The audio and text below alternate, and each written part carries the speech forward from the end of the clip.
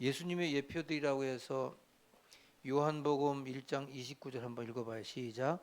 이튿날 요한이 예수께 자기에게 나오심을 보고 이르되 보라 세상 죄를 지고 가는 하나님의 어린 양이로다. 그 예수님의 예표라는 게 뭘까요? 예수님을 상징해, 예수님이 오셔야 된다는 걸 상징하는 거겠죠. 자, 창세기 3장 21절에 보면은 그 여기 보세요. 자, 죄는 누가 졌냐면 인간이 졌어요.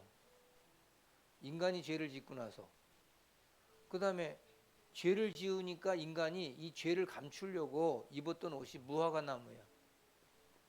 무화과 나무 잎사귀 있죠.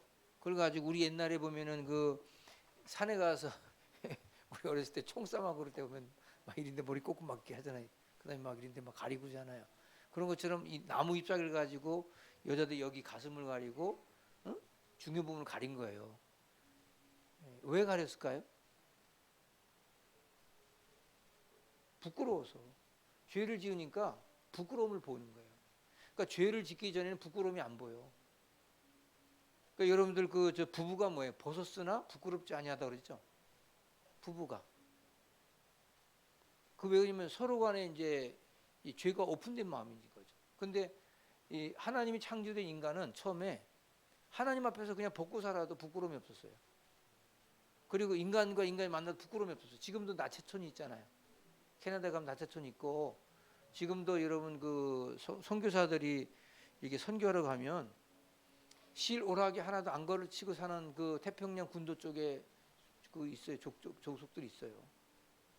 그래서 그 거기에 선교사 갔던 우리 한국의 선교사가 몇 달 전부터 돌아와 버렸잖아요. 거기는 창녀들만 이렇게 옷 가리고 다닌대요. 그래서 나는 창녀입니다 하는 사람만 가리고 다니고 나머지 다 벗고 다닌대. 남자 여자고. 근데 이 사람 자기 아내를 벗고 다니게 되는데 그 차마 그걸 못 하는 거예요. 그래가지고 그냥 돌아왔다 하더라고. 그래서 이 죄를 가지고 인간이 있으니까 인간 죄를 갖고 있으니까 부끄러워. 그래서 서로 부끄러움을 보는 걸 죄라고 하는 거예요. 그러니까 죄를 자꾸 지적을 해요. 그래서 여러분들 그 핑계 많고 이유 많고 자꾸 부부간에도 찝어내고 당신은 다 좋은데 이게 나빠 이런 거 있잖아요. 그게 좋은 게 아니에요 사실은. 왜냐하면 그걸 자꾸 죄를 상대방의 죄를 보는 거거든요. 이게 뭐냐면 살수록 사람이 이제 살아갈수록 남의 허물이 더 많이 보여. 그러니까 여러분들 처음에 연애할 때 보면은 남녀간 연애할 때 보면은 안 보이잖아요. 단점이 안 보이잖아요. 다 보였어? 다 안 보여요. 다 좋은 것만 보여요. 근데 결혼하고 딱 나서 보면 그때부터 다 보이는 거예요. 옛날에 안 그랬는데 이 사람 왜 이러지? 옛날에도 그랬거든. 근데 그렇게 안 들렸죠. 그래서 죄를 짓고 나니까 인간이 이 죄를 가리우려고 무화과 나무 잎으로 이걸 해 입은 거예요. 남자도. 그런데 이게 하루를 못 가잖아요. 다 말라가지고. 그래서 창세기 3장 21절 가죽옷. 인간이 가지고 있는 죄를 가지기 위해서 가죽옷을 해 입혔다. 그럼 가죽옷이 나오려면 뭐가 죽어야 돼? 양이 죽어야 돼. 그죠? 짐승이 죽어야 돼. 짐승. 이 가죽옷을 요즘 말로 뭐라 그러죠? 무수탕 아시죠? 껍데기 걸 이렇게 벗겨가지고 뒤집은 게 무수탕이잖아요. 안에 게 밖으로 나오고 털이 안으로 들어가잖아요. 그게 따뜻하잖아요. 그죠? 그래서 가죽옷을 해 입혀서 가죽옷은 오래 가잖아요. 그래서 예수님이 예표는 예수님이 양으로 오셨다는 거예요. 우리의 죄를 가려 주시려고 양으로 오셔서 대신 죽으시고 그 가죽으로 우리가 옷을 해 입었다. 이걸 예수님의 예표라는 거예요. 알겠죠? 성경은 그런 얘기를 통해서 결국은 예수님이 오셔야 된다라고 하는 얘기를 하고 있는 거죠. 이거를 잘 모르니까 사람들은 뭐 가죽옷이 뭐야? 여기 보세요. 삼장 21절 시작. 여호와 하나님이 아담과 그의 아내를 위하여 가죽옷을 지어 입히시니라. 자, 죄를 누가 아담과 하와를 범했는데 그 다음에 하나님이 짐승을 희생시켜서 가죽옷을 입히셨다는 거잖아요. 그걸 뭐라고 그러죠? 은혜라고 하죠. 은혜. 그 다음에 죄 범한 인간들을 구원하시려고 예수님을 희생시킨 하나님이다. 그래서 가죽옷은 예수님의 예표라는 거죠. 알겠죠? 그 다음에 예수님 노아의 방주. 자, 노아의 방주 얘기 다 알죠? 노아 시대 때 하나님의 아들들과 사람의 딸들이 그냥 이거 뭐 오만 가지 짓을 다 하는 거예요. 추태를 부리는 거죠. 추태. 그 성적인 범죄를 저지르는 거예요. 그래서 하나님의 아들과 사람의 딸이란 말이 중요해요. 왜 사람의 딸이라고 그랬을까요? 예? 그 성경은 어떻게 보면 인간을 여자들을 굉장히 좀 무시하는 경향이 없지 않아 있어요. 그래서 뭐 성경에 보면은 그 5천 명 먹일 때도 여자 숫자가 없잖아요. 그 장정만 있거든, 장정. 지금도 사실 무슬림들은 여자를 상품화하잖아요. 그래서 남자 하나가 여자 4명을 거둘 수 있는 제도를 만들었고, 그 다음에 자기 그 여자를 마음대로 죽일 수가 있어요. 권한이 주인에게 있어요. 여자를 상품화한 거죠. 그래서 성경에 보면 숫자 쓸 때도 다 여자 빼요. 아이들 빼요. 그 장정만 60만 명이라는 거예요. 그래서 200만 명 나오는 거죠, 그게. 여자들까지 해서. 근데 무슨 말 하려고 하냐면, 그러면 노아 시대 때에 사람의 하나님의 아들과 사람의 딸들이 자꾸 아주 못된 짓을 하고 너무 패역하니까 하나님께서 뭐라 그래요? 물로 심판하신다 그러잖아요. 그리고 노아에게 비밀을 주죠. 너 방주를 져라. 방주를 제가 이 산에다가 방주를 지라 그랬어요. 방주. 이걸 아라라산이라고 그래요. 아라라산. 이 아라라산 맨 꼭 이게 뭐냐면 그 지역에서 가장 높은 산입니다. 예? 그게 가장 높은 산에다가 방주를 지었어. 그래서 하늘이 깨지듯이 물이 쏟아져요. 물이 이렇게 다 창일하죠. 이 방주가 붕 뜨는 거예요. 이제 평생 노아보고 방주지라 했거든. 근데 이 방주라고 하는 것이 떴는데 사람들이 다 물속에 물이 떠 있잖아요. 그죠? 짐승이고 뭐고. 근데 이 방주 안에 들어오는 짐승, 사람은 다 산 거예요. 근데 사람이래 봐야 노아의 가족만 여기 살았어요. 그리고 짐승이 여기 들어오는 암수 한 쌍씩만 집어넣었어. 그럼 방주에 들어간 사람들은 무슨 혜택이 들어간 게 아니고 전적인 하나님의 은혜로. 그래서 예수라고 하는 방주, 예수 믿으면 구원받는다는 얘기. 그래서 예표라는 거예요. 알겠죠? 자, 그때 홍수 심판 때에 방주에 들어가 유일하게 구원받은 노아의 가족들. 세상 심판 때에 예수님 안에 거하는 성도들만이 구원받는다. 이런 마지막 때에 예수 믿으면 구원받는 거죠.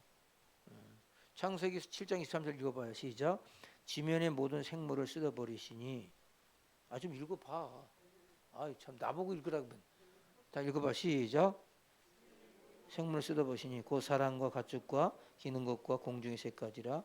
이들은 땅에서 쓸어버림을 당하였으되 오직 노아와 그와 함께 방주에 있던 자들만 남았더라. 그럼 방주에 남아있는 사람들이 무슨 인격이 좋아서 그 사람들이 구제를 많이 해서 착한 일을 많이 해서 들은 게 구원받은 게 아니고 방주 안에, 여기 보세요. 방주 안에, 방주.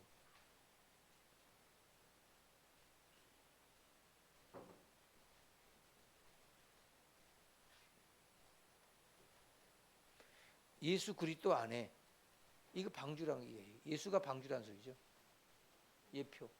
그러니까 방주 안에 있는 사람 보세요. 제가 자꾸 예수 믿는 사람들이 좀 착각하는 게 뭐냐면 내가 인격이 좋아서 내가 정말 착한 일을 많이 해서 구원받았다. 이렇게 생각하면 안 돼요.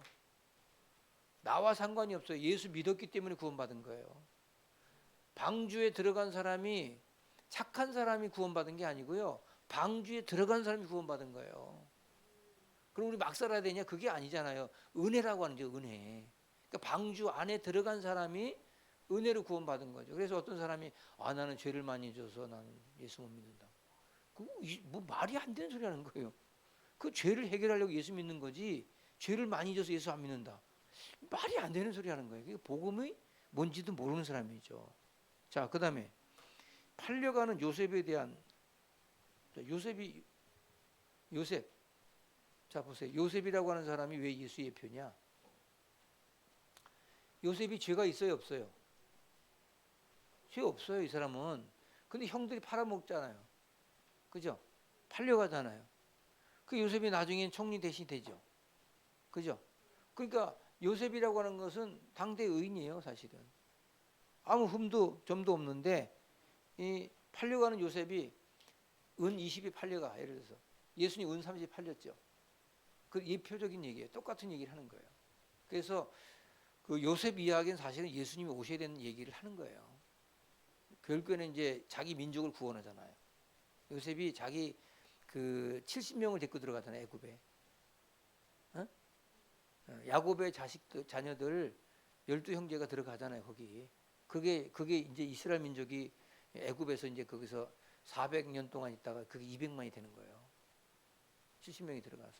자, 그 역사인데 창세기 30장 28절 한번 읽어봐. 시작. 그때에 미디안 사람 상인들이 지나가고 있는지라 형들이 요셉을 구덩이에서 끌어올리고 은 20에 그를 이스마엘 사람들에게 팔매 그 상인이 요셉을 데리고 애굽에 갔더라.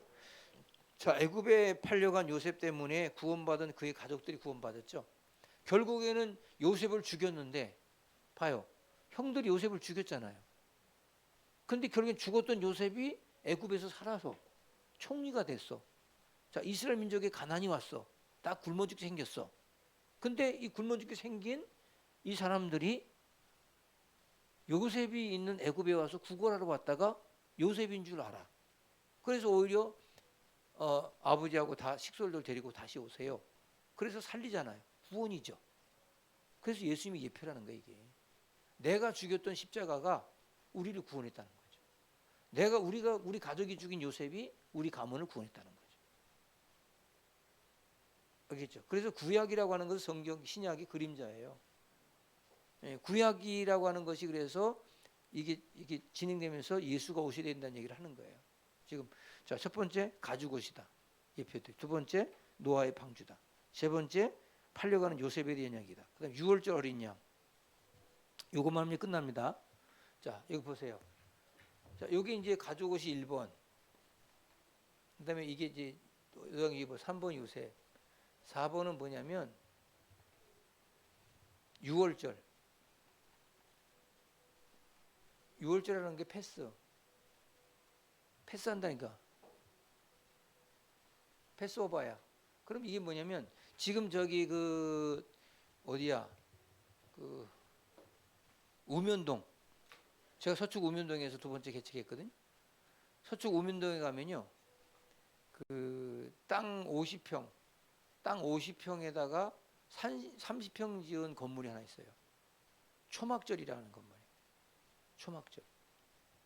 근데 이렇게 바운데리를 양쪽을 이렇게 다 이렇게 철망으로 해놨어요. 근데 거기 누가 사는 줄 아세요? 예수가 살아요. 그 사람들이 말하는 자칭 예수가 살아요. 초막절.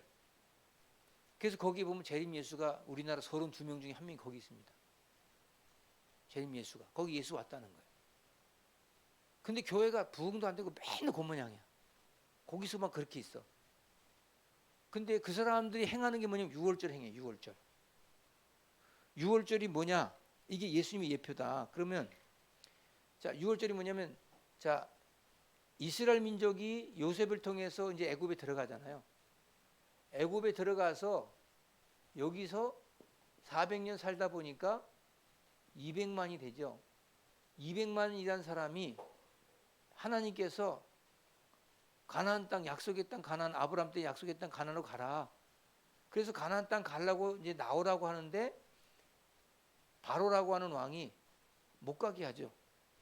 가지 못한다. 그러니까 바로에게 하나님께서 10가지 재앙을 줍니다. 근데 9가지 재앙은 다 바로가 다 막아내요. 술객들을 통해 가지고. 근데 10가지 재앙, 10번째가 뭐냐면 장자의 죽음이야. 장자. 맨 초태생, 사람이든 개든 소든 말이든 양이든 초태생 다 죽는 거야. 그러면 장자가 죽었다는 것은 다 족속이 난다는 거잖아요. 그러면 다 죽인다는 거거든요. 근데 이스라엘 민족이든 누구든 하나님께서 이 6월절 사건을 해요. 이게 뭐냐면 너희가 대문이 있어. 대문. 문에다가 예수의 피를 바르면 이 말입니다. 예수의 피를 바르면 이렇게 양의 피를 바르면 양을 죽여서 피를 바르면 죽음의 사자가 패스오버가 된다. 지나간다 이 말이야. 지나간다. 여기 안 들어가고. 그래서 산다는 거예요. 이걸 6월절이야. 그래서 예수님은 6월절에 어린 양으로 오셨다는 거예요. 자, 여기도 양이 죽어야 가죽옷이 되어지죠. 그죠? 자, 여기는 방주라고 하는 곳에 들어가야 살지요. 그 다음에 여기는 요셉을 죽였지만 요셉이 구원하죠. 가족을. 자, 여기서 6월절은 구원한 가족을 결국에는 가난 광야로 보내기 위한 방법이 뭐냐면 6월절 사건이 있어야 돼. 그래서 예수님이 이 땅에 오신 목적은 뭐냐면 바로 우리를 구원하시려고 오신 것이다. 그래서 구약의 예표들은 바로 이 네 가지. 굉장히 이게 예표가 그대로 또 있지만 오늘 요거까지만 배울 거예요. 됐죠? 자, 출애굽기 12장 5절 한번 읽어봅시다. 시작. 너희 어린 양은 흠없고 1년 된 수컷으로 하되 양이나 염소 중에서 취하고. 자, 예수님 이게 양의 피를 바를 때 흠없다는 게 뭐죠? 죄가 없다는 거죠. 예수님은 흠없는 분으로 오셨죠. 죄가 없는 분으로 오셨죠. 양도 흠없는 양을 잡아라. 이 소리를 한 거예요. 그다음에 12장 6절 시작. 이달 열 나흘까지 간직하였다가 해질 때 이스라엘 회중에 그 양을 잡고 17절 그 피를 양을 먹을 집 좌우 문설주와 임방에 바르고. 그다음에 6월절 어린 양의 흘린 피 때문에 애굽에서 구원받은 이스라엘이고 6월절 어린 양 대신 예수님 흘린 피 때문에 애굽 같은 세상에서 구원받은 성도들. 그러니까 애굽이라고 하는 것이 지금 말하면 세상이라고 할 수도 있어요. 거기서 우리가 양을 잡아서 우리가 구원받았다. 그러니까 지금 보니까 누군가는 죽어야 우리가 구원받는다. 그래서 예수님은 십자가에서 어린 양으로 죽으셨다. 그래서 세상죄 지고 가는 어린 양을 보라. 이런 찬양이 있잖아요. 그죠? 그래서 세상죄 지고 가는 어린 양이라는 거예요. 그래서 그 양이 바로 예수 그리스도다. 죄가 없으신 분이, 죄가 없는 요셉이 팔려가서 죽은 줄 알았던 요셉이 우리를 구원했다. 부활이죠. 그죠? 그렇잖아요. 그러니까 이 성경이 이렇게 확실하게 얘기하고 있는데도 불구하고 지금도 아직도 이런 초막절을 6월절 행위를 지금 저 신천지가 뭐 하는 거예요? 지금도 6월절 행위 하자는 거예요. 피 바르고 뭐 하자는 거죠. 그래서 그 사람들이 그저 운동장에 모여가지고 막 깃발 들고 막 하는 거 있잖아요. 그러다 6월절 행사하는 거예요. 이게. 그렇게 해가지고 사람들은 이렇게 되는데 이게 다 누구 얘기라고 해서 지금까지? 예수 이야기야. 그러니까 예수 믿으면 된다. 그래서 우리 믿으면 구원받는다 이 소리야.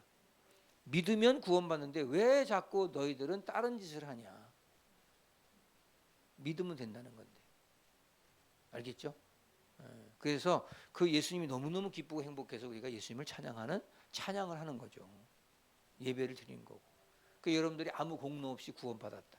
내가 착해서 구원받은 게 아니고 아무 공로 없이 구원받았다. 아멘. 여기까지 하겠습니다. 다음 주